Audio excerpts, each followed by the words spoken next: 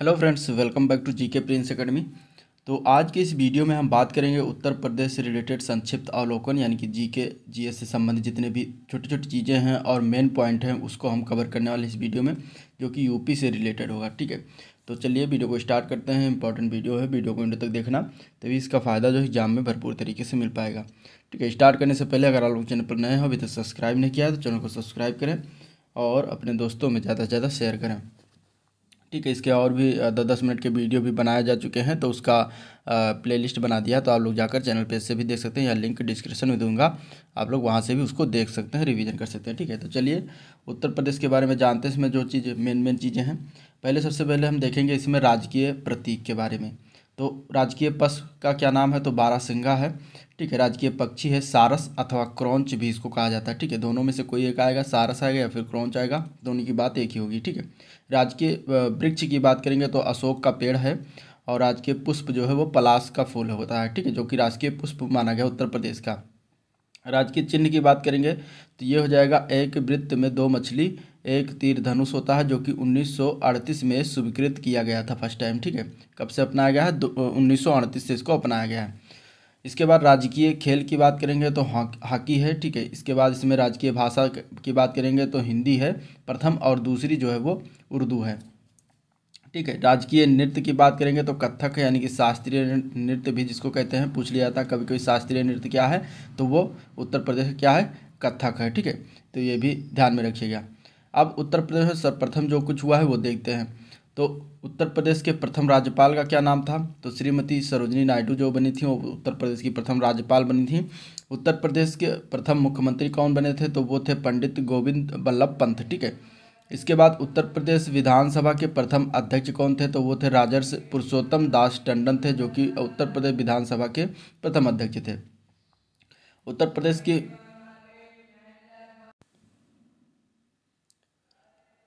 प्रथम महिला मुख्यमंत्री कौन थी, तो श्रीमती सुचेता कृपलानी जो थी वो उत्तर प्रदेश की प्रथम महिला मुख्यमंत्री बनी थी। इसके बाद नेक्स्ट देखते हैं इसमें, तो उत्तर प्रदेश के प्रथम विश्वविद्यालय क्या क्या नाम है, तो वो है इलाहाबाद यानी विश्वविद्यालय, जो कि ये 1887 में इसकी स्थापना किया गया था। उत्तर प्रदेश में प्रथम बार राष्ट्रपति शासन कब लगाया गया, तो ये लगाया गया था 25 फरवरी 1968 से लेकर 26 फरवरी 1969 तक। ठीक है, ये फर्स्ट टाइम राष्ट्रपति शासन पर लगा था उत्तर प्रदेश में। ठीक है, कब लगा था, 1968 से लेकर 1969 तक। देश का प्रथम वायु डाक सेवा कहाँ पर चलाया गया, तो ये नैनी और प्रयागराज यानी कि इलाहाबाद के बीच चलाया गया। ये उत्तर प्रदेश में 1911 में चलाया गया। ठीक है, इसके बाद प्रथम विधानसभा का गठन कब हुआ, तो 8 मार्च 1952 को प्रथम विधानसभा का गठन किया गया था। राज्य की प्रथम दलित महिला मुख्यमंत्री का क्या नाम है, तो सुश्री मायावती जी हैं, जो राज्य की प्रथम दलित महिला मुख्यमंत्री बनी थी।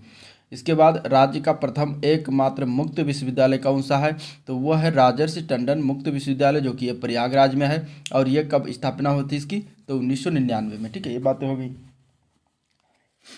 इसके बाद अब देखते हैं उत्तर प्रदेश के विख्यात नगर और उनके उपनाम के बारे में। इंपॉर्टेंट पॉइंट है इसमें, प्रयागराज को क्या क्या कहते हैं, तो संगम नगरी कहा जाता है, कुंभ नगरी कहा जाता है क्योंकि यहाँ पे कुंभ मेला भी लगता है इसलिए। ठीक है, तीर्थराज कहा जाता है और प्रयाग भी कहा जाता है। तो इस तरीके से ये कहा जाता है। वाराणसी को कहा जाता है घाटों का नगर, विश्वनाथ नगरी, मोक्ष नगरी, और काशी, ये वाराणसी को कहा जाता है। ठीक है, मलिहाबाद को आमों का नगर कहते हैं। ठीक है, क्योंकि यहाँ पर आम सबसे ज़्यादा उत्पादन होता है, पाया जाता है। इसके बाद मुरादाबाद की बात करेंगे तो इसको बर्तनों का शहर या फिर पीतल नगरी कहा जाता है। किसको कहते हैं, मुरादाबाद शहर को। इसके बाद आगरा को जो है ताज नगरी कहा जाता है, और पेठा नगरी भी कहते हैं, क्योंकि पेठा यहाँ का प्रसिद्ध है और ताजमहल यहाँ पर स्थित है इसलिए। ठीक है, इसके बाद अयोध्या की बात करेंगे तो रामनगरी और राम जन्मभूमि स्थल, साकेत ये पुराना नाम है, और तीर्थ नगर भी अयोध्या को कहा जाता है। अलीगढ़ को ताला नगरी कहते हैं। ठीक है, ताला क्योंकि वहाँ पे अलीगढ़ में ताला का उत्पादन सबसे ज़्यादा होता है, इसलिए जो है अलीगढ़ को ताला नगरी कहते हैं। लखनऊ को नवाबों का शहर, बागों का शहर, नजाकत नफासत का शहर कहा जाता है लखनऊ को। ठीक है, लखनऊ जो है गोमती नदी किनारे बसा हुआ है और ये उत्तर प्रदेश की राजधानी है। कन्नौज को इत्र नगरी कहते हैं और खुशबुओं का शहर भी कहा जाता है, क्योंकि वहाँ पे इत्र का निर्माण होता है। कानपुर को उत्तर भारत का मैनचेस्टर कहते हैं, चर्मोद्योग नगर कहते हैं। ठीक है, और कानपुर को लेदर सिटी भी कहा जाता है, लेदर सिटी, क्योंकि यहाँ पे चमड़ा से संबंधित कार्य किया जाता है, तो लेदर सिटी भी किसको कहते हैं, कानपुर को ही कहा जाता है। ठीक है, गाजीपुर जो है काशी की बहन, गाजीपुर को क्या कहते हैं, काशी की बहन कहा जाता है। फिरोजाबाद को चूड़ी नगरी, कांच नगरी और सुहाग नगरी कहा जाता है, क्योंकि यहाँ पे चूड़ी और कांच और सुहाग से संबंधित कार्य जो होता है वो फिरोजाबाद की चूड़ियाँ जो है विश्व प्रसिद्ध है। ठीक है, इस तरीके से ये हो गया। अब देखते हैं प्रमुख नदियाँ एवं वन। तो अगर हम इसमें बात करेंगे तो उत्तर प्रदेश की सबसे लंबी नदी का नाम क्या है, तो वो है गंगा नदी, जो कि उत्तर प्रदेश के 28 जिलों से होकर बहती है। और उत्तर प्रदेश की टोटल लंबाई देखेंगे भारत में तो कितना है, 25 किलोमीटर, कितना है 2525 किलोमीटर। ठीक है, तो ये बात यह है। गंगा नदी का प्रवेश अगर हम उत्तर प्रदेश में देखेंगे तो क्या हो जाएगा, बिजनौर। ठीक है, बिजनौर जिले में प्रवेश करती है।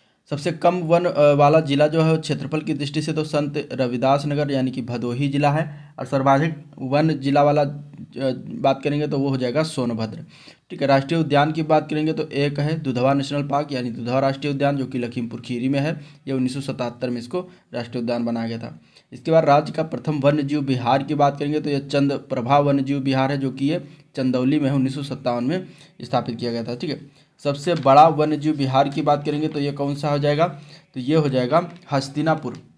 हस्तिनापुर वन्य जीव विहार जो कि सबसे बड़ा है। और ये कहाँ तक फैला हुआ है हस्तिनापुर का, तो ये हस्तिनापुर वन्य जीव विहार जो है ये मुजफ्फरनगर, मेरठ, बिजनौर, हापुड़, अमरोहा, मुरादाबाद और गाजियाबाद के इतने जिलों को ये कवर करता है हस्तिनापुर वन्य जीव विहार। ठीक है, और इसका टोटल जो है क्षेत्रफल कितना है, 2073 वर्ग किलोमीटर। इसके बाद सबसे छोटा वन्यजीव विहार की बात करेंगे तो ये महावीर स्वामी वन्यजीव विहार, जो कि ये ललितपुर में पड़ता है, 5.41 वर्ग किलोमीटर में फैला हुआ है, जो कि उत्तर प्रदेश का सबसे छोटा वन्यजीव विहार है। ठीक है, नेक्स्ट है राज्य का प्रथम पक्षी विहार कौन सा है, तो वह है नवाबगंज पक्षी विहार, जो कि उन्नाव में है। और ये जो है 1984 में जो है इसकी स्थापना किया गया था। ठीक है, नवाबगंज पक्षी विहार। ठीक है, नवाबगंज पक्षी विहार का नाम जो है अब इस समय शहीद चंद्रशेखर आज़ाद पक्षी अभ्यारण्य हो गया है, तो ये भी याद रखिएगा। ठीक है, पहले था इसका नवाबगंज पक्षी विहार। फिर इसके बाद सबसे बड़ा पक्षी विहार कौन सा है, तो वह है लाख बहौसी पक्षी विहार, जो कि कहाँ पड़ता है, ये कन्नौज जिले में पड़ता है, सबसे बड़ा पक्षी विहार है। ठीक है, कितने वर्ग किलोमीटर में है, तो ये 80.2 वर्ग किलोमीटर में फैला हुआ है। ठीक है, सबसे छोटा पक्षी विहार की बात करेंगे तो पटना पक्षी विहार एटा जिला में पड़ता है। ठीक है, पटना पक्षी विहार एटा जिला में पड़ता है। और सबसे छोटा पक्षी विहार है उत्तर प्रदेश का, जो कि 1.1 वर्ग किलोमीटर में फैला हुआ है। तो ये हो गया कुछ इंपॉर्टेंट चीज़ें। अब देखते हैं प्रमुख उद्योग में। तो कृत्रिम अंग निर्माण लिमिटेड की बात करेंगे तो ये कानपुर में स्थित है। ठीक है, इंडियन टेलीफोन इंडस्ट्रीज की बात करेंगे तो नैनी यानी प्रयागराज के नैनी में स्थित है, और रायबरेली में और मनिकापुर गोंडा में स्थित है, यानी 3 जगह इंडियन टेलीफोन इंडस्ट्रीज स्थित है। ठीक है, इसके बाद हिंदुस्तान एल्युमिनियम कॉरपोरेशन की बात करेंगे तो सोनभद्र के रेणुकूट पर स्थित है। इसके बाद चमड़ा उद्योग की बात करेंगे तो कानपुर में स्थित है, जो कि मुख्य केंद्र है। इसके बाद ये आगरा में भी इसका काम होता है, मेरठ में, उन्नाव में, लखनऊ में भी इसका काम होता है। ठीक है, कागज़ उद्योग की बात करें तो सहारनपुर में है। इसके बाद मुजफ्फरनगर, रामपुर, रायबरेली, उन्नाव, ये सभी में कागज़ उद्योग का काम होता है। कांच चूड़ी उद्योग की बात करें तो फिरोजाबाद जिले में होता है, इंपॉर्टेंट है, फिरोजाबाद की चूड़ियाँ पूरे विश्व प्रसिद्ध हैं। दिया सिलाई उद्योग में बरेली, सहारनपुर, प्रयागराज, मेरठ और रामपुर में इसमें काम होता है। इंडियन पॉली फाइबर लिमिटेड जो है ये बाराबंकी फेमस है इसके लिए। फिर आता है ट्रांसफार्मर कारखाना, ये कहाँ पर है, ये झांसी जिले में है। ठीक है, फिर नेक्स्ट आता है तेल शोधक कारखाना, जो कि ये पड़ेगा आपको मथुरा जिले में। ठीक है, इसके बाद आता है ग्रेनाइट खनन उद्योग, जो कि ये ललितपुर जिले में है। ठीक है, चीनी मिट्टी के बर्तन यानी पाटरी उद्योग की बात करेंगे तो खुर्जा यानी कि बुलंदशहर में खुर्जा है वहाँ पे, और चिन्हट यानी कि लखनऊ में चिन्हट जगह, वहाँ पे ये 2 जगह जो क्या होता है चीनी मिट्टी बर्तन पाटरी का उद्योग का काम होता है। इसके बाद पीतल पात्र उद्योग जो है मुरादाबाद में होता है। मुरादाबाद को क्या कहते हैं, पीतल नगरी कहा जाता है। ठीक है, ताला उद्योग का प्रमुख केंद्र कौन सा जिला है, तो वह है अलीगढ़ के ताले विश्व प्रसिद्ध हैं। कलात्मक संगमरमर वस्तु उद्योग ये कहाँ पर होता है, तो ये होता है आगरा जिले में। ठीक है, आगरा जिले को क्या कहते हैं, पेठा नगरी, ताज नगरी, आगरा में जो है कहा जाता है इसको, आगरा को। तो ये हो गया। अब देखते हैं कला प्रदेश से संबंधित चीज़ें। तो लखनऊ चित्रकला शैली के जनक किसको माना जाता है, तो वो असित कुमार हलदार को कहा जाता है। ठीक है, निराला आर्ट गैलरी की बात करेंगे तो ये प्रयागराज में स्थित है। उत्तर मध्य सांस्कृतिक क्षेत्र केंद्र जो है प्रयागराज की स्थापना कब किया गया, तो ये 1985-86 में इसकी स्थापना किया गया था। इसके बाद इंदिरा गांधी राष्ट्रीय कला केंद्र क्षेत्रीय इकाई इसकी कहाँ पर है, तो ये वाराणसी में है। 1987 में इसको बनाया गया था, ठीक है। भारतेंदु नाट्य अकादमी लखनऊ की स्थापना कब किया गया, तो ये 1975 में इसकी स्थापना हुआ। राष्ट्रीय कथक संस्थान जो कि लखनऊ में, इसकी स्थापना कब हुई, तो 1988-89 में किया गया। राज्य ललित कला अकादमी लखनऊ की स्थापना कब हुई, तो ये 1962 में किया गया, ठीक है। इसके बाद नेक्स्ट है उत्तर प्रदेश संगीत नाट्य अकादमी लखनऊ की स्थापना कब हुआ, तो 1969 में हुआ। तबला व सितार का आविष्कार किसने किया, तो यह अमीर खुसरो के द्वारा किया जाता है, ठीक है। अमीर खुसरो ने किसका आविष्कार किया था, तबला व सितार का। इसके बाद बैजू बावरा जो संगीत के किस क्षेत्र से पारंगत थे, तो ये राग मेघ में पारंगत थे, ठीक है। बड़े ख्याल का प्रवर्तन जो है सुल्तान हुसैन सरकी जो कि जौनपुर के थे, इनके पहले सबसे पहले इन्होंने परिवर्तन करा और लेकर आया बड़े ख्याल को। इसके बाद प्रदेश का एकमात्र शास्त्रीय नृत्य कौन सा है, तो वह है कथक नृत्य। कथक के लिए प्रसिद्ध घराने कौन से हैं, तो लखनऊ घराना व वाराणसी घराना, दो घराना जो है कथक के लिए फेमस है, ठीक है। राज्य में दूरदर्शन सेवा की शुरुआत कब हुई, तो 1975 में हुआ था और लखनऊ से शुरुआत हुआ था। इसके बाद आधुनिक हिंदी रंगमंच नाटक के जनक किसको कहा जाता है, तो ये भारतेंदु हरिश्चंद्र को कहा जाता है। नाटक रीत से लिखा गया प्रथम नाटक कौन था, तो वो था नहुस। नहुस नाटक जो था वो नाटक रीत से लिखा गया प्रथम नाटक है। वर्तमान में प्रदेश के प्रमुख लोक नाट्य कौन कौन से हैं, तो ये आपका हो जाएगा रामलीला और रासलीला और नौटंकी। ये तीन जो प्रमुख रूप से लोक नाट्य है, ठीक है। रामलीला, रासलीला और नौटंकी। भारतीय भवन पुस्तकालय ये कहाँ पर है, तो प्रयागराज इलाहाबाद में है। राज्य पांडुलिपि पुस्तकालय ये कहाँ पर है, तो प्रयागराज में है, ठीक है। उत्तर प्रदेश सिंघी अकादमी 1996 में इसकी स्थापना किया गया, कहाँ पर, तो लखनऊ में, ठीक है। इसके बाद उत्तर प्रदेश पंजाबी अकादमी की स्थापना कहाँ किया गया, तो लखनऊ में किया गया। कब किया गया, 1999 में, ठीक है। फिर उत्तर प्रदेश उर्दू अकादमी की स्थापना ये कब किया गया, तो 1972 में किया गया, कहाँ पर, लखनऊ में है। हिंदुस्तानी अकादमी की स्थापना 1927 में ये कहाँ पर किया गया, तो ये प्रयागराज में किया गया, ठीक है। फिर प्रदेश से निकलने वाला पहला हिंदी पत्र कौन था, यानी कि उत्तर प्रदेश है, तो वो था बनारस अखबार जो कि 1845 में प्रकाशित हुआ था, तो याद रखिएगा। उत्तर प्रदेश हिंदी संस्थान 1976 में जो है ये कहाँ पर स्थापना हुआ, तो ये लखनऊ में है, ठीक है। हिंदी साहित्य सम्मेलन ये कहाँ पर है, तो ये प्रयागराज में है। अब विशेष स्थल पार्क सिटी व केंद्र देख लेते हैं। तो लोहिया पार्क ये कहाँ है, लखनऊ में है। रमाबाई अंबेडकर मैदान ये भी लखनऊ में है। इलेक्ट्रॉनिक सिटी ये नोएडा एवं आगरा में स्थापित है। जैव प्रौद्योगिकी पार्क ये लखनऊ में है। प्लास्टिक सिटी ये जो है दिबियापुर और औरैया में है। सॉफ्टवेयर टेक्नोलॉजी पार्क की बात करें तो नोएडा, कानपुर, लखनऊ, प्रयागराज और आगरा में, यानी कि 5 जिलों में। और इसके बाद राज्य का प्रथम हाईटेक टाउन ये कहाँ पर, तो सुशांत गोल्ड सिटी लखनऊ में बनाया गया है। एशिया का प्रथम डीएनए बैंक ये लखनऊ में स्थापित किया गया है। नाइट सफारी पार्क ये कहाँ पर है, तो ग्रेटर नोएडा गौतम बुद्ध नगर में स्थित है। राज्य का प्रथम फिल्म सेंटर ये नोएडा गौतम बुद्ध नगर में है। और प्रदेश में कार्यरत फॉरेंसिक लैब हैं तो टोटल 3 है, आगरा, लखनऊ और वाराणसी में, ठीक है। इसके बाद हेरिटेज सिटी की बात करेंगे तो ये कहाँ पर है, तो ये आगरा और वाराणसी में है। सॉरी, हेरिटेज सिटी इसको दोनों को घोषित किया गया, आगरा और वाराणसी को। वेब सिटी की बात करेंगे तो ये नोएडा को घोषित किया गया है। बुद्धा थीम पार्क की बात करेंगे तो सारनाथ को घोषित किया गया है। टॉय सिटी की बात करेंगे तो ये ग्रेटर नोएडा में है। और उत्तर भारत का मैनचेस्टर कानपुर को कहते हैं। त्रिवेणी या संगम ये कहाँ पर है, तो यह प्रयागराज में, ठीक है। राज्य का सबसे पुराना विश्वविद्यालय कौन सा है, तो इलाहाबाद विश्वविद्यालय 1887 में स्थापना हुआ। राज्य का पुलिस ट्रेनिंग कॉलेज ये कहाँ पर है, तो मुरादाबाद व सीतापुर में स्थित है। राज्य से होने वाले प्रधानमंत्री की बात करेंगे तो इसमें जवाहरलाल नेहरू आएंगे, लाल बहादुर शास्त्री हैं, इंदिरा गांधी है, चौधरी चरण सिंह हैं, राजीव गांधी हैं, विश्वनाथ प्रताप सिंह हैं, चंद्रशेखर हैं, अटल बिहारी वाजपेयी और नरेंद्र मोदी हैं, जो कि ये उत्तर प्रदेश राज्य से होने वाले प्रधानमंत्री, माने कि इनके सांसदीय क्षेत्र जो है वो कहाँ पर है, तो ये उत्तर प्रदेश में ही लड़े थे। अटल बिहारी वाजपेयी की बात करेंगे तो इनका मूल निवासी ये ग्वालियर मध्य प्रदेश के हैं।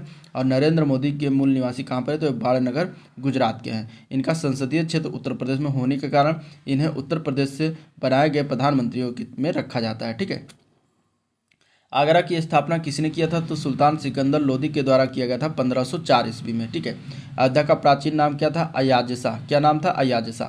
राज्य का वर्तमान नाम प्रारंभ कब से हुआ, तो ये 26 जनवरी 1950 को यह वर्तमान नाम अस्तित्व में आया। रेहुला नामक लोक नाट्य से संबंधित कौन सा क्षेत्र है, तो वह है बुंदेलखंड। बुंदेलखंड क्षेत्र में अगर देखेंगे तो रेहुला नामक लोक नाट्य जो है वो बुंदेलखंड के क्षेत्रों में होता है, ठीक है। इसके बाद इसमें अगर हम देखेंगे तो प्रमुख धार्मिक तीर्थ स्थल, तो प्रमुख धार्मिक तीर्थ स्थल की बात करेंगे तो इसमें आ जाएगा आपका काशी, काशी यानी कि बनारस में, ठीक है, प्रयागराज है, मथुरा है, अयोध्या, नैमिषारण, ये जो कि ये सीतापुर में पड़ता है, कहाँ पर, सीतापुर में, ठीक है, शक्तिपीठ विंध्यावासिनी देवी मंदिर, देवी पाटन जो कि बलरामपुर में है, रीठा मीठा साहब, देवा शरीफ, कलियर शरीफ, नानक मता, ये सब कहाँ पड़ते हैं, ये सब प्रमुख उत्तर प्रदेश के धार्मिक स्थल हैं।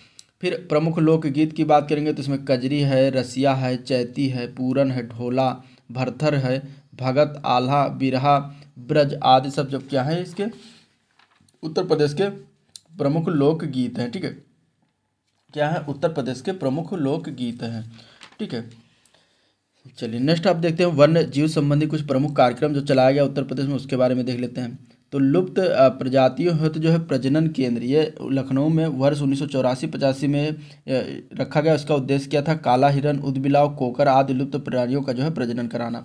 इसके बाद राष्ट्रीय चंबल वन्यजीव बिहार योजना, ये जो है उत्तर प्रदेश, मध्य प्रदेश एवं राजस्थान की संयुक्त योजना है, और ये जो है मगर एवं घड़ियाल प्रजनन एवं संरक्षण केंद्र इसके तहत किया गया, ठीक है। घड़ियाल प्रजनन योजना जो है लखनऊ के कुकरेल में और कतनिया घाट बहराइच में स्थित है, और इसमें घड़ियाल प्रजनन व संरक्षण केंद्र है, ठीक है।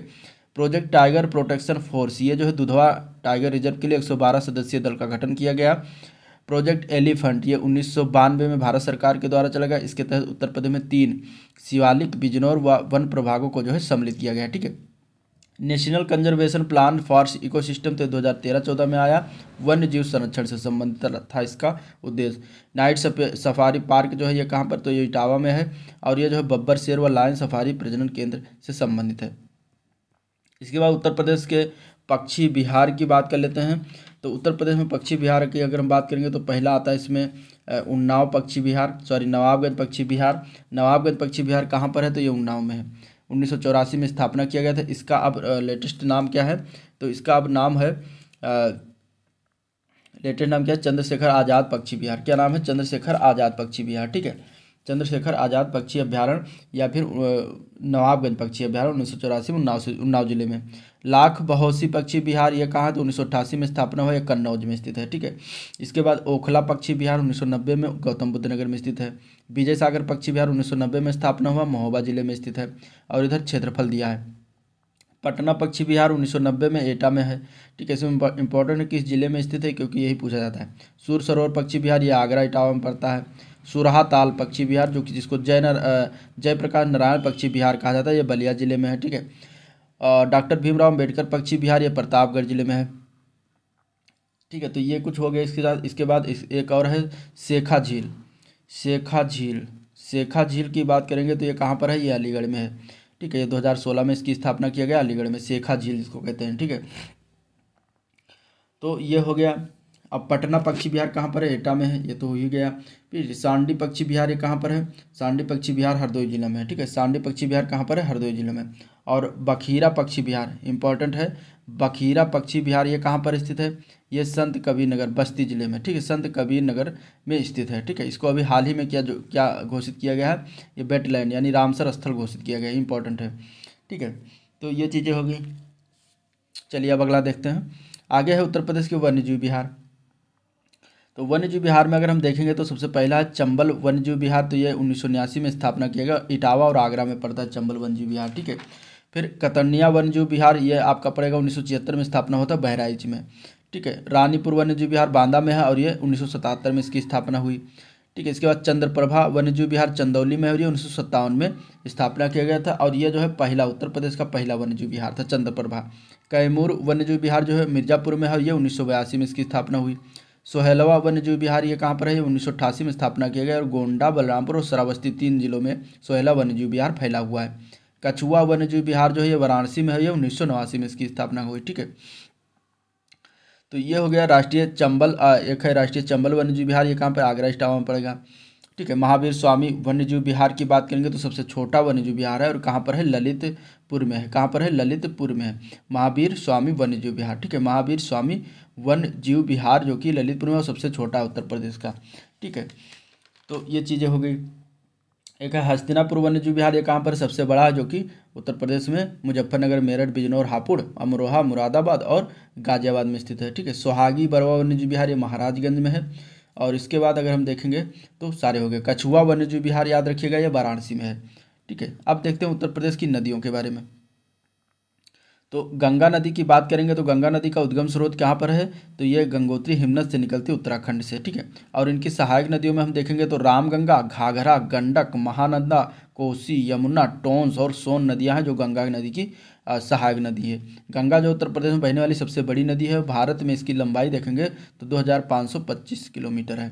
ठीक है, यमुना नदी की बात करें तो इसका उद्गम स्थल यमुनोत्री हिमनद से होता है, ये उत्तराखंड में है। इसकी सहायक नदियाँ में चंबल, बेतवा, केन, ठीक है, 3 नदियाँ हैं, चंबल, बेतवा, केन याद रखिएगा। घाघरा नदी की बात करेंगे तो ये कहाँ से निकलता है, ये निकलती है तो मापचा चुंगो हिमनद से निकलती है। और इसकी सहायक नदियों में राप्ती नदी, करनाली सिख है, टीला है, सेठी है। ठीक है, नेक्स्ट है गोमती नदी। गोमती नदी की बात करें तो फुल्हर झील पीलीभीत से निकलती है और ये मैदानी क्षेत्र से निकलती है, यानी कि झील से निकलती है। ठीक है, और इसकी सहायक नदियों में से एक है सई नदी। गोमती नदी के किनारे ही लखनऊ बसा हुआ है। ठीक है, नेक्स्ट है चंबल नदी। ये जानापाव पहाड़ी महू जिला मध्य प्रदेश से निकलती है और इसकी सहायक नदियों में काली सिंध, छिप्रा और बनास नदी आती हैं। ठीक है, राप्ती नदी का उद्गम स्थल है नेपाल के रकुमकोट से और इसकी सहायक नदी में एक आती है रोहिणी नदी, याद रखिएगा। ठीक है, और इसके बाद सोन नदी आती है जो कि अमरकंटक की पहाड़ी मध्य प्रदेश से निकलती है सोन नदी। इसकी सहायक नदियों में रिहंद, कन्हर, उत्तरी कोयल आदि जो नदियां हैं सोन नदी की सहायक नदी हैं। बेतवा नदी जो निकलती है रायसेन मध्य प्रदेश जिला से निकलती है, इसकी कोई सहायक नदी नहीं है। ठीक है, शारदा नदी जो है मिलाम ग्लेशियर से निकलती है, कुमाऊं हिमालय से, इसकी भी कोई सहायक नदी नहीं है। टोंस नदी की बात करेंगे तर्माकुंड मध्य प्रदेश से निकलती है, इसकी बेलन नदी सहायक नदी है। कैन नदी की बात करें तो कैमूर की पहाड़ियों से निकलती है, इसकी भी कोई सहायक नदी नहीं। तो इस तरीके से नदियाँ होगी। अब देखते हैं उत्तर प्रदेश के रामसर आर्द्रभूमि स्थल वेटलैंड दिवस कब मनाते हैं, तो 2 फरवरी को मनाते हैं, ये याद रखिएगा। देखिए, नवाबगंज पक्षी विहार की बात करेंगे, ये सब राम स्थल हैं जितने भी, तो इसके बारे में तो नवाबगंज पक्षी विहार यानी कि इसको चंद्रशेखर आज़ाद पक्षी अभ्यारण्य कहते हैं, ये उन्नाव में है। ये क्या है, रामसल स्थल है। पार्वती अर्गा पक्षी विहार ये गोंडा में है, भी ये राम दूसरा हो गया। समान पक्षी विहार मैनपुरी में है। समक्सपुर पक्षी विहार ये रायबरेली में, सब 2019 में ये घोषित किए गए। सांडी पक्षी विहार हरदोई में। सरसई नवार झील इटावा में। सूर सरोवर आगरा में। ठीक है, हैदरपुर आर्द्रभूमि ये मुजफ्फरनगर बिजनौर जिले में पड़ता है हैदरपुर आर्द्रभूमि, और ये 2021 में घोषित किया गया जो कि 9 है। 10वां ये घोषित किया गया है बखीरा वन्यजीव विहार, कौन सा, बखीरा वन्यजीव विहार घोषित किया गया जो कि संत कबीरनगर बस्ती में पड़ता है, और यह 10वां क्या है, रामसर स्थल है उत्तर प्रदेश का। तो टोटल कितने हो जाएंगे उत्तर प्रदेश में, 10 हैं। ठीक है, अब कृषि जलवायु प्रदेश की बात करेंगे तो टोटल 9 कृषि जलवायु प्रदेश है। कितने कृषि जलवायु प्रदेश हैं, 9 कृषि जलवायु प्रदेश हैं। ठीक है,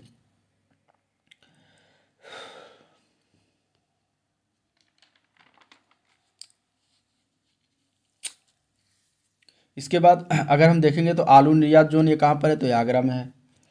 अफीम की फैक्ट्री ये कहाँ पर स्थित है, तो गाजीपुर में स्थित है। ठीक है, और अफीम की सबसे ज़्यादा उत्पादन किस राज्य में होता है, तो वो बाराबंकी में होता है।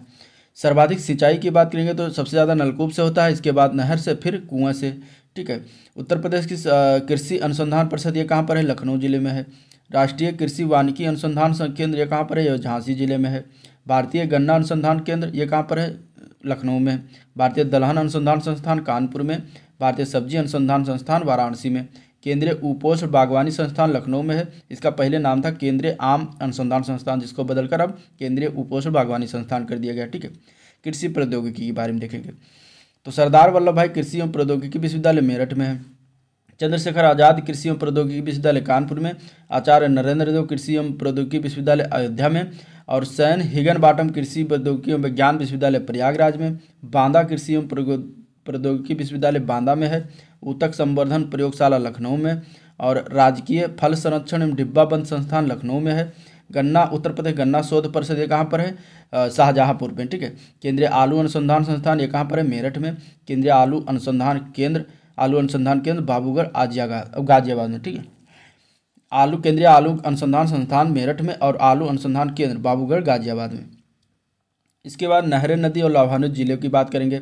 इसमें हम देखेंगे तो बेतवा नहर जो कि झांसी में है, बेतवा नदी पर। ठीक है, और परीक्षा बांध जिसको कहते हैं, ये इससे संबंधित लाभान्वित जिले की बात करें तो झांसी, जालौन और हमीरपुर जिला लाभान्वित होता है। इसके बाद है गुरु सराय एवं मंदर नहर, सपरार नहर जो कि सपरार नदी पर है। ये कहाँ कौन कौन सा जिला, तो झांसी और हमीरपुर इससे जो है लाभान्वित होता है। बेलन नहर बेलन नदी पर, यह प्रयागराज में है। नगवा बांध नहर कर्मनाशा नदी पर, यह मिर्जापुर और सोनभद्र इससे लाभान्वित होते हैं, ठीक है। ललितपुर बांध नहर जो है झांसी, ललितपुर, जालौन और हमीरपुर इससे लाभान्वित होते हैं। रामगंगा नहर रामगंगा नदी पर, इससे जो है लाभान्वित वाले जिले बिजनौर, अमरोहा, मुरादाबाद, रामपुर आते हैं। गंडक नहर जो है बूढ़ी गंडक नदी पर है, ये इससे जो है कुशीनगर, महाराजगंज, गोरखपुर, देवरिया जिले जो है लाभान्वित होते हैं, ठीक है। सरयू नहर जो है घाघरा नदी पर है और इससे जो है लाभान्वित होने वाले जिलों की बात करें तो बहराइच, श्रावस्ती, बलरामपुर, गोंडा, संत कबीरनगर, सिद्धार्थनगर, बस्ती, गोरखपुर, महाराजगंज आते हैं।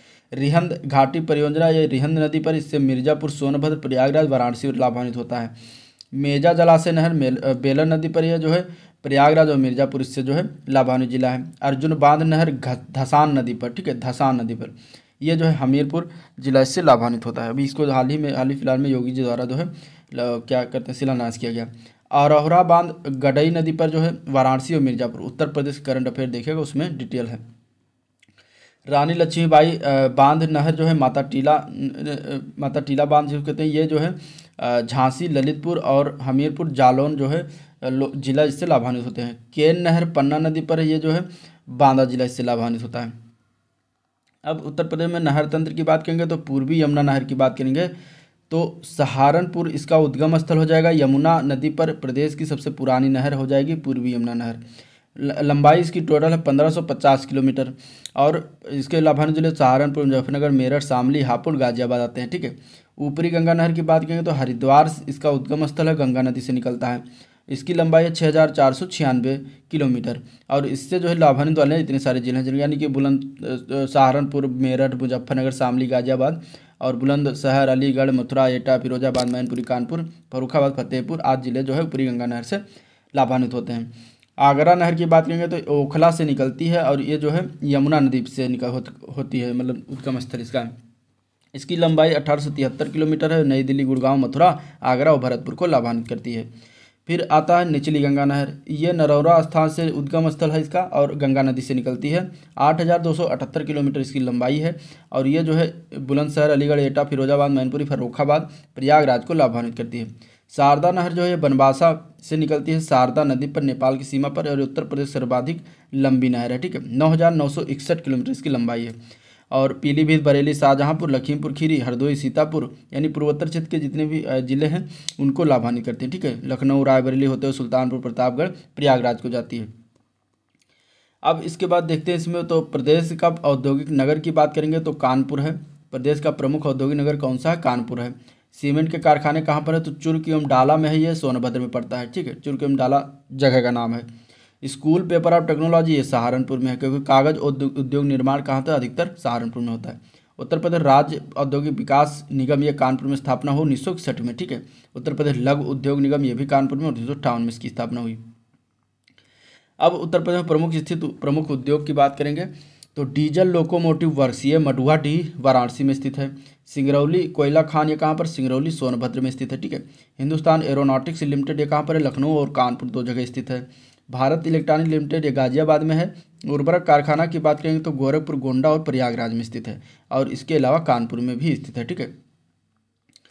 इसके बाद देखेंगे तो भारत के प्रमुख लघु एवं कुटीर उद्योग की बात करें तो हथकरघा उद्योग की बात करेंगे तो देखिए कालीन एवं दरिया की बात करेंगे तो मिर्जापुर, भदोही, आगरा, वाराणसी और बरेली जिला में ये सारी चीज़ें का काम उद्योग से संबंधित रिलेटेड है, यानी कि यहाँ पे कालीन और दरियाँ बनाई जाती हैं। कंबल जो है कंबल उद्योग ये मुजफ्फरनगर, नजीबाबाद और लावड़ यानी कि मेरठ में एक स्थान का नाम, वहाँ से कंबल उद्योग का काम होता है। रेशमी साड़ियाँ जो है वाराणसी की फेमस हैं।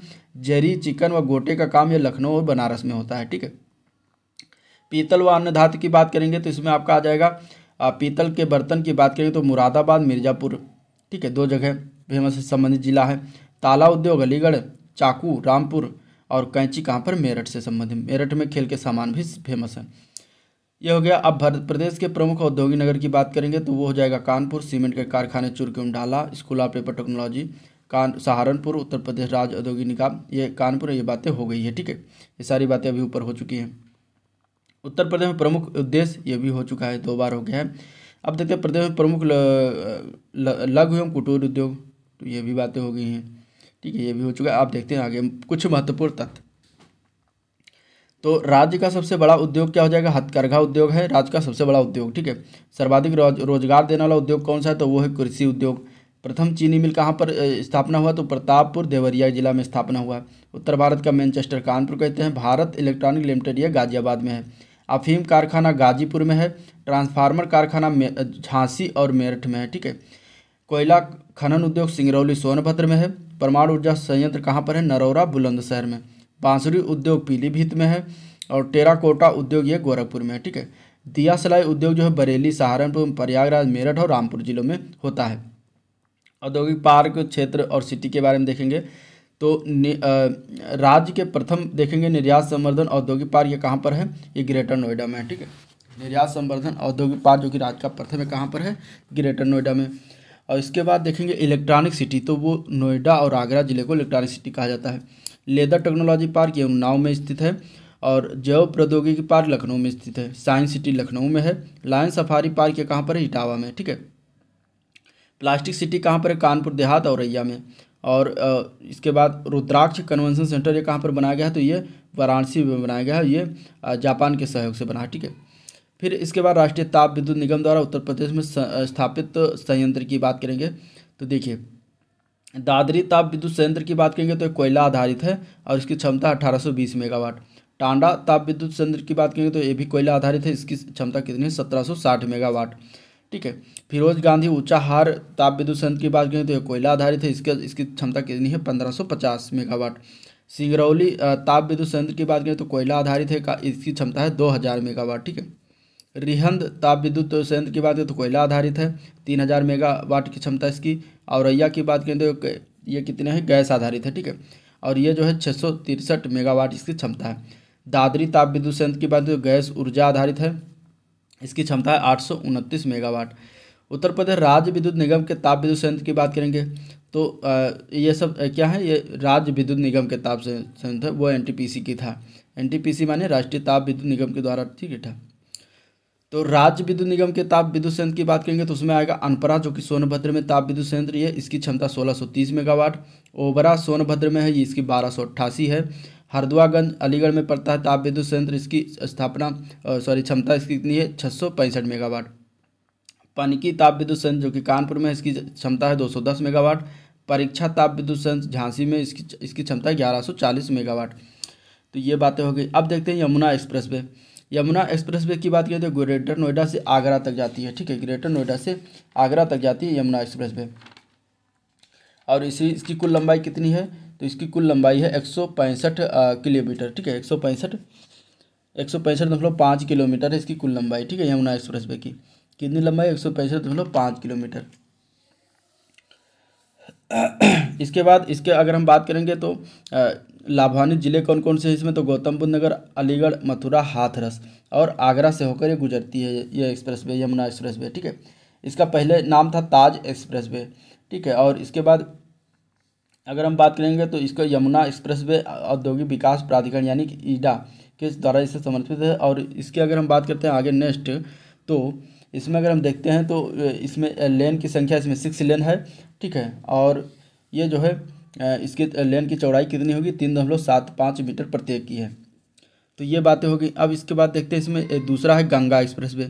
गंगा एक्सप्रेस वे है नोएडा से बलिया तक, ठीक है। नोएडा से बलिया तक गंगा एक्सप्रेस वे बनाया गया, इसकी कुल लंबाई 1047 किलोमीटर है, ठीक है।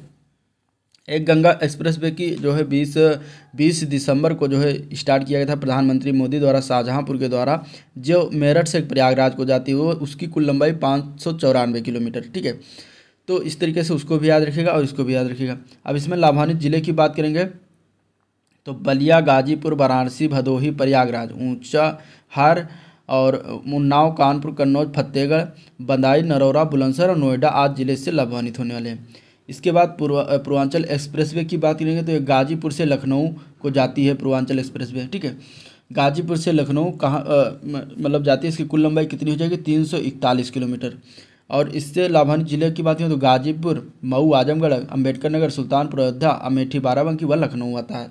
ग्रीन फील्ड एक्सप्रेसवे की बात करेंगे तो ये आगरा से लखनऊ जाता है, ठीक है। ग्रीन फील्ड एक्सप्रेसवे यानी कि आगरा लखनऊ एक्सप्रेसवे इसको कहते हैं। तो ये आगरा से लखनऊ जाता है, इसकी कुल लंबाई 302 किलोमीटर है, 302 ये 6 लेन एक्सेस कंट्रोल एक्सप्रेसवे है और जो कि ये EPC मोड पर बनाया गया है। ठीक है, तो इसमें अगर लाभान्वित जिले की बात करें तो आगरा, फिरोजाबाद, मैनपुरी, इटावा, औरैया, कन्नौज के बाद कानपुर नगर, हरदोई, उन्नाव और लखनऊ जिले इससे लाभान्वित होते हैं। ठीक है, ये हो गया। अब देखते हैं रेल संस्थान स्थिति स्थापना वर्ष। तो डीजल लोकोमोटिव वर्ष जो है मंडुआडीह वाराणसी में स्थित है, ये 1956 में स्थापना किया गया था। रेल रिपेयर कोच ये गोरखपुर में है। रेल कोच कारखाना देश का तीसरा कहाँ पर है? लालगंज रायबरेली में स्थित है। ठीक है, इसके बाद केंद्रीय रेल विद्युतीकरण संगठन ये प्रयागराज में स्थित है, 1985 में स्थापना किया गया। रेलवे संग्रहालय कहाँ पर है? वाराणसी में। बिजली ड्राइवर प्रशिक्षण केंद्र गाजियाबाद में। रेल सुरक्षा आयोग ये कहाँ पर है? लखनऊ में। ठीक है, अब उत्तर प्रदेश के प्रमुख हवाई अड्डे की बात करेंगे तो चौधरी चरण सिंह एयरपोर्ट यानी अंतर्राष्ट्रीय हवाई अड्डा, जिसको अमौसी हवाई अड्डा कहते हैं, ये लखनऊ में है। लाल बहादुर शास्त्री अंतर्राष्ट्रीय हवाई अड्डा बाबतपुर हवाई अड्डा जिसको कहते हैं, ये वाराणसी में है। बमरौली हवाई अड्डा यह प्रयागराज में है। चकेरी हवाई अड्डा कानपुर में। हिंडन हवाई अड्डा गाजियाबाद। मर्यादा पुरुषोत्तम श्री राम अंतर्राष्ट्रीय हवाई अड्डा जिसको अयोध्या एयरपोर्ट कहते हैं, ये निर्माणाधीन है, ये फैजाबाद में है, यानी कि अयोध्या में अब हो जाएगा। ठीक है, क्योंकि फैजाबाद का नाम बदल के अयोध्या कर दिएगा। जेवर अंतर्राष्ट्रीय हवाई अड्डा ये निर्माणाधीन है गौतम बुद्ध नगर में। गोरखपुर हवाई अड्डा गोरखपुर में। ताज अंतर्राष्ट्रीय हवाई अड्डा प्रस्तावित है ग्रेटर नोएडा में। ठीक है, IIT कानपुर हवाई अड्डा कल्याणपुर हवाई अड्डा जिसको कहते हैं, कानपुर में है। कुशीनगर अंतर्राष्ट्रीय हवाई अड्डा यह कुशीनगर जिले में है। अब परिवहन की बात कर लेते हैं। तो उत्तर प्रदेश राज्य सड़क परिवहन निगम की स्थापना जून 1972 में हुआ। निगम का मुख्यालय कहाँ पर है? तो ये लखनऊ में है। उत्तर प्रदेश सड़क सुरक्षा नीति कब आए? तो 22 सितंबर 2014 से लागू हुआ। पहली बस सेवा कब प्रारंभ किया गया और कहाँ तक? तो लखनऊ से बाराबंकी तक गई और 1947 में यह प्रारंभ हुआ। पूर्वोत्तर रेलवे जोन का मुख्यालय गोरखपुर है। उत्तर मध्य रेलवे जोन का मुख्यालय इलाहाबाद है, यानी उत्तर प्रदेश में टोटल 2 मुख्यालय हैं रेलवे जोन का। रेलवे सुरक्षा आयोग का मुख्यालय कहाँ पर है? ये लखनऊ में है। प्रदेश में पहली रेलगाड़ी प्रयागराज से कानपुर के बीच चलाई गई मार्च 1859 में। ठीक है, ये राष्ट्रीय जलमार्ग नंबर 1, ठीक है, देश का सबसे लंबा जलमार्ग जो कि प्रयागराज से हल्दिया तक चलाया गया है। ठीक है, और इसके बाद इंदिरा गांधी राष्ट्रीय उद्यान अकादमी कहाँ पर है? फुर्सतगंज, रायबरेली के फुर्सतगंज में स्थित है।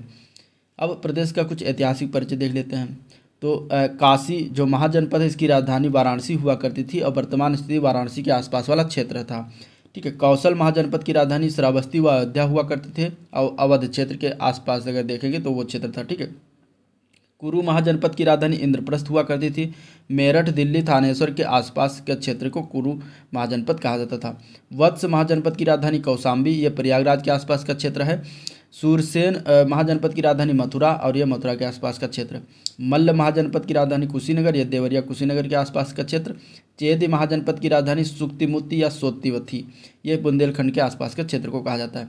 पांचाल महाजनपद की राजधानी अहिच्छत्र यानी कि रामनगर और काम्पिल यानी कि फर्रुखाबाद में था। ठीक है, अहिच्छत्र और काम्पिल। और ये जो है रुहेलखंड क्षेत्र के बरेली, बदायूं, फर्रुखाबाद जिले के आसपास का क्षेत्र, इसको क्या कहा जाता था? पंचाल राज्य या महाजनपद। ठीक है, अब गुप्तकालीन अभिलेख, शिलालेख और स्तंभ लेख की बात करेंगे तो बिलसड़ अभिलेख जो है प्राप्त हुआ है एटा से और इसमें जो है कुमार गुप्त के काल की घटनाओं को ये बताती है। ठीक है, गढ़वा अभिलेख जो है प्रयागराज से प्राप्त होता है, यहाँ से जो है चंद्रगुप्त सेकंड, कुमार गुप्त के 2 और स्कंदगुप्त का अंतिम अभिलेख प्राप्त हुआ है। इसके बाद करमदंडा अभिलेख ये फैजाबाद अयोध्या से प्राप्त हुआ है। इसमें शिव की प्रतिमा के अधोभाग का उत्कीर्ण किया गया है। मनकुंवर अभिलेख जो है प्रयागराज से प्राप्त हुआ है, इसमें कुमार गुप्त से संबंधित चीज़ें बताई गई हैं। ठीक है, प्रदेश में वो भारतीय राष्ट्रीय कांग्रेस के अधिवेशन देख लेते हैं। तो 1888 में अधिवेशन हुआ था प्रयागराज में। उस समय अध्यक्ष कौन था? जॉर्ज यूले, और उसमें कांग्रेस का संविधान तय किया गया। 1892 में प्रयागराज में हुआ और उस समय व्योमेश चंद्र बनर्जी इसके अध्यक्ष थे और इंग्लैंड में ये प्रस्तावित था। ठीक है, विशेष यही बात है। ठीक है, 1885 में कांग्रेस की स्थापना हुई थी जो कि बम्बई में किया गया था। इसके बाद 1899 में लखनऊ में अधिवेशन हुआ और रमेश चंद्र दत्त उसके अध्यक्ष थे। 1905 में बनारस में अधिवेशन हुआ, उसमें गोपाल के गोखले अध्यक्ष थे। गोखले को विपक्ष के नेता की उपाधि दी गई। 1910 में प्रयागराज में फिर अधिवेशन हुआ, इसमें इसके अध्यक्ष थे सर विलियम वेडरबर्न। ठीक है, 1916 में लखनऊ में स्थापना हुआ, इसमें अंबिका चरण मजूमदार जो है इसके अध्यक्ष थे। 1925 में जो है कानपुर में अधिवेशन हुआ, इसमें सरोजिनी नायडू अध्यक्ष थी। 1936 में लखनऊ में हुआ, इसके जवाहरलाल नेहरू अध्यक्ष थे। 1946 में मेरठ में हुआ अधिवेशन, इसके अध्यक्षता किसने किया था? आचार्य JV कृपलानी ने। तो इतने सारे जो है कांग्रेस के अध्यक्ष उत्तर प्रदेश से संबंधित है। अब काकोरी संयंत्र 1925 से संबंधित क्रांतिकारी फांसी व स्थल की बात कर लेते हैं। तो राम प्रसाद बिस्मिल की बात करेंगे तो इन्हें गोरखपुर में फांसी दी गई। अशफाक उल्ला खां फैजाबाद अयोध्या में फांसी हुआ इनको। राजेंद्र लाहिड़ी को गोंडा में फांसी दिया गया। रोशन सिंह को नैनी प्रयागराज में फांसी दिया गया। ठीक है, ये सभी लोग जो है काकोरी एक्शन के कांड से जो है क्या कहते हैं संबंधित, जो कि 1925 में हुआ था। ठीक है, प्रमुख संस्थाएं की बात करते हैं तो म्यूजिक भातखंडे हिंदुस्तानी संगीत महाविद्यालय लखनऊ में स्थित है। राज ललित कला अकादमी ये भी लखनऊ में है। ठीक है, भारतीय नाट्य अकादमी की ये कहाँ पर है, ये भी लखनऊ में। उत्तर प्रदेश संगीत नाटक अकादमी ये भी लखनऊ में है। राष्ट्रीय कथक संस्थान ये कहाँ है, लखनऊ में। ठीक है, प्रमुख मेले व उत्सव की बात कर लेते हैं तो कैलाश मेला कहाँ लगता है, तो ये आगरा में लगता है, कैलाश व सिकंदरा में। ठीक है, बटेश्वर मेला जिसको पशु मेला कहते हैं ये भी आगरा में लगता है। गढ़ मुक्तेश्वर यानी गंगा मेला ये कहाँ पर लगता है, हापुड़ जिले में लगता है। नौचंदी मेला मेरठ में लगता है। लट्ठमार होली जो है बरसाना मथुरा में खेला जाता है। सोरो मेला जो है काशीगंज में लगता है। सैयद सलार उर्स मेला यह बहराइच में लगता है। देवा शरीफ मेला ये कहाँ पर है, बाराबंकी में लगता है। दादरी मेला यानी कि पस मेला जिसको कहते हैं ये बलिया जिले में लगता है। ठीक है, एक पस मेला आगरा में, एक पस मेला बलिया जिले में। रामायण मेला चित्रकूट में लगता है। गोविंद साहब मेला आजमगढ़ अम्बेडकर नगर जिले में लगता है। माघ मेला जो है प्रयागराज में लगता है। ठीक है, अब प्रमुख महोत्सव की बात करेंगे। गंगा महोत्सव जो है इसका स्थान का है, वाराणसी और प्रयागराज में है। ये गंगा नदी के तट पर बनाया जाने वाला जो है 5 दिवसीय आयोजन होता है। सुलह कुल उत्सव ये कहाँ पर मनाया जाता है, तो आगरा में मनाया जाता है। इसमें हिंदू मुस्लिम एकता का ये प्रदर्शन किया जाता है। ठीक है, इसके बाद ताज महोत्सव जो कि प्रत्येक फरवरी महीने में मनाया जाता है, ये आगरा में मनाते हैं। मुगल कालीन संस्कृति व भारतीय ललित कलाओं का प्रदर्शन इसमें किया जाता है। बिठूर गंगा महोत्सव कानपुर में होता है प्रत्येक वर्ष कार्तिक मास में। काम्पिल उत्सव की बात करें तो फर्रुखाबाद जिले में मनाया जाता है, ये जैन मंदिरों में आयोजित होता है। ठीक है, सैफई महोत्सव की बात करें तो सैफई इटावा में होता है प्रत्येक वर्ष जनवरी में। त्रिवेणी महोत्सव जो है प्रयागराज में होता है। मिश्रित संस्कृति का प्रदर्शन इसके तहत किया जाता है। नृत्य कला शास्त्रीय की बात करेंगे, उसमें लोक नृत्य की बात करेंगे तो ख्याल नृत्य जो है ये बुंदेलखंड क्षेत्र से संबंधित है और ये जो है पुत्र के जन्मोत्सव पर इसको मनाते हैं या नृत्य करते हैं। चरकुला नृत्य जो है ब्रज क्षेत्र से संबंधित और यह एक घड़ा नृत्य होता है। राहुला नृत्य जो है बुंदेलखंड क्षेत्र से संबंधित है। लोक कथनों कहावतों और का मंचन इसमें किया जाता है। पाई डंडा या मौनिया नृत्य यह बुंदेलखंड से संबंधित है, यह बुंदेलखंड के हीरो द्वारा किया जाता है। राई नृत्य या मयूर नृत्य कहते हैं इसको, ये भी बुंदेलखंड से संबंधित है। इसमें श्री कृष्ण जन्माष्टमी के अवसर पर महिलाओं द्वारा किया जाना मयूर नृत्य है। ठीक है, कार्तिक गीत नृत्य जो है बुंदेलखंड में स्थित है और ये श्री कृष्ण गोपियों के संबंध का वर्णन इसमें किया जाता है। चौरसिया नृत्य जो है जौनपुर में स्थित है और ये जौनपुर क्षेत्र से संबंधित है। चौरसिया नृत्य ये कहारों द्वारा किया जाने वाला नृत्य होता है। इसके बाद कर्मा नृत्य ये मिर्जापुर और सोनभद्र क्षेत्रों में होता है और जनजातियों द्वारा किया जाने वाला नृत्य होता है। ठीक है, धुरिया नृत्य जो है बुंदेलखंड क्षेत्र से संबंधित है। इसमें कुम्हार लोग नृत्य को स्त्री वेश धारण करके करते हैं। इसके बाद लट्ठमार दिवाली नृत्य जो होता है चित्रकूट जिले में होता है, इसके दिवाली के अवसर पर। ठीक है, चौलर नृत्य जो है मिर्जापुर सोनभद्र जिलों में होता है। अच्छी वर्षा व अच्छी फसल के लिए इसको ये नृत्य करते हैं। थड़िया नृत्य जो होता है ये सोनभद्र में होता है। ठीक है, संतान की कामना पूरी होने पर यह नृत्य करते हैं सोनभद्र के निवासी। इसके बाद कटघोड़वा नृत्य जो है पूर्वांचल जिले में होता है। इसे मांगलिक अवसर पर किया जाता है, जैसे कि शादी ब्याह मुंडन इस सब के अवसर पर कटघोड़वा नृत्य पूर्वांचल जिलों में होता है। इसके बाद सौरा नृत्य या ढोला नृत्य जो है सोनभद्र मिर्जापुर जिलों में होता है। इसमें आदिम समाज के युवक कुछ प्रमुख अवसरों पर किया करते हैं। अब उत्तर प्रदेश की जनजातियों के बारे में बात कर लेंगे। ठीक है, तो 2003 के पहले जो है जनजातियाँ सिर्फ 2 ही थीं। ठीक है, थारू और बुक्सा। ठीक है, इसके बाद 2003 में 10 जनजातियाँ और जोड़ी गई। तो इसमें देख लेते हैं जनजात कहाँ कहाँ निवास है। तो गोंड, धुरिया, नायक, ओझा, पथारी और राजगोंड जनजात जो है ये इनका निवास स्थान महाराजगंज, सिद्धार्थनगर, बस्ती, गोरखपुर यानी पूर्वांचल जितने जिले हैं वहाँ पर निवास करती हैं। ठीक है, आजमगढ़, गाजीपुर, वाराणसी, मिर्जापुर, सोनभद्र। खरवार या खैरवार जनजातियाँ जो है देवरिया, बलिया, गाजीपुर, वाराणसी और सोनभद्र में निवास करती हैं। सहारिया जनजाति ललितपुर में निवास करती हैं। ठीक है, बैगा, भुइया, भुइयाँ, पहाड़िया, अगरिया, पटारी ये सब जनजाति कहाँ पर हैं, ये सोनभद्र में पाई जाती हैं। पांखा व पनिका जनजाति है सोनभद्र और मिर्जापुर क्षेत्रों में मिलती हैं। चेरो जनजाति जो है सोनभद्र, चंदौली और वाराणसी में मिलती हैं। अब केंद्रीय विश्वविद्यालय देख लेते हैं कौन कौन से हैं। तो इलाहाबाद विश्वविद्यालय प्रयागराज में 1887 में स्थापना हुई। इसको 2005 से केंद्रीय विश्वविद्यालय बनाया गया। बनारस हिंदू विश्वविद्यालय ये वाराणसी में 1916 में स्थापना किया गया। अलीगढ़ मुस्लिम विश्वविद्यालय ये अलीगढ़ में 1920 में स्थापना होता है। 1975 से इसको केंद्रीय विश्वविद्यालय का दर्जा दिया गया। राष्ट्रीय विधि विश्वविद्यालय प्रयागराज में ये प्रस्तावित है। ठीक है, बाबा साहब भीमराव अम्बेडकर विश्वविद्यालय लखनऊ में 1989 में स्थापना हुआ। 1996 में से केंद्रीय विश्वविद्यालय का दर्जा प्रदान किया गया। राजीव गांधी राष्ट्रीय विमानन विश्वविद्यालय रायबरेली में 2017 में ठीक है स्थापना हुई। रानी लक्ष्मीबाई केंद्रीय विश्वविद्यालय झांसी में है, यह 2014 में स्थापना हुआ है। राष्ट्रीय विधि विश्वविद्यालय प्रयागराज में प्रस्तावित, अभी ऊपर बात हुई था, ठीक है। एक मुक्त विश्वविद्यालय है, वह है राजर्षि पुरुषोत्तम दास टंडन मुक्त विश्वविद्यालय प्रयागराज। स्पोर्ट कॉलेज की बात कर लेते हैं तो इसमें Guru Gobind Singh sports college Lucknow, Veer Bahadur Singh sports college Gorakhpur, major Dhyanchand sports college Saifai Etawah और मेजर ध्यानचंद खेल विश्वविद्यालय कहाँ पर, मेरठ में, जो कि प्रस्तावित है, ठीक है। कृषि विश्वविद्यालय की बात करें तो चंद्रशेखर आजाद कृषि एवं प्रौद्योगिकी विश्वविद्यालय कानपुर में बना है और ये 1975 में स्थापना हुआ। नरेंद्र देव कृषि एवं प्रौद्योगिकी विश्वविद्यालय अयोध्या में है, ये 1976 में इसकी स्थापना हुई। सरदार वल्लभ भाई पटेल कृषि एवं प्रौद्योगिकी विश्वविद्यालय मेरठ में, ये 2000 में स्थापना हुआ। बांदा कृषि प्रौद्योगिकी विश्वविद्यालय बांदा में है, ये 2010 में स्थापना। तो टोटल कितने हैं, 4, ठीक है, उत्तर प्रदेश। अब लोकायुक्त की बात करेंगे अगर उत्तर प्रदेश, तो प्रथम याद रखिएगा न्यायमूर्ति श्री विशंभर दयाल, जो कि 1977 से लेकर 1982 तक रहे थे। इसके बाद इसका लास्ट देख लीजिएगा, न्यायमूर्ति संजय मिश्रा हैं, जो कि 31 जनवरी 2016 से अब तक हैं। इसके बाद कारागार प्रशासन सुधार की बात है तो टोटल 5 केंद्रीय कारागार हैं, कार्यरत हैं। बरेली 1837 में, आगरा 1854 में, फतेहगढ़ 1868 में, इसके बाद इलाहाबाद 1869 और वाराणसी 1877 में, ठीक है। आर्थिक जनगणना की बात करें तो प्रथम जनगणना हुई थी 1977 में। इसके बाद जनसंख्या से संबंधित महत्वपूर्ण कुछ तथ्य देख लेते हैं। जनगणना 2011 के अनुसार तो कुल जनसंख्या है 19,98,12,341, जो कि पहला स्थान रखता है उत्तर प्रदेश पूरे राज्यों में, ठीक है। और पुरुष जनसंख्या की बात करेंगे तो 52.29% आता है, जिसमें 10,44,80,510 करोड़ जनसंख्या है इसकी, ठीक है। इसके बाद महिला जनसंख्या है टोटल 47.71% आता है, जो कि 9,53,31,831 है। इसके बाद जनघनत्व की बात करेंगे तो 829 है टोटल, और उत्तर प्रदेश का बात करेंगे पूरे राज्य में तो 9वां स्थान है और 139 प्लस हुआ है, यानी कि वृद्धि हुई है जनघनत्व में, ठीक है। लिंगानुपात की बात करेंगे तो 912 है, जो कि 26वां स्थान है पूरे राज्यों में, और इसमें भी +14 की वृद्धि हुई है पिछले की तुलना में, यानी कि 2001 की तुलना में, ठीक है। दशकीय वृद्धि दर की बात करें 2001 से 2011 के बीच तो 20.2% रहा है, और ये पूरे उत्तर प्रदेश की बात करेंगे तो पूरे राज्यों में उत्तर प्रदेश का स्थान 14वां है इसमें। साक्षरता दर की बात करेंगे तो 67.7 उत्तर प्रदेश का, जो कि 29वां स्थान रखता है पूरे प्रदेश में, पूरे राज्यों में, और इसमें जो है +11.3% की वृद्धि हुई साक्षरता दर में, ठीक है, ये भी याद रखिएगा।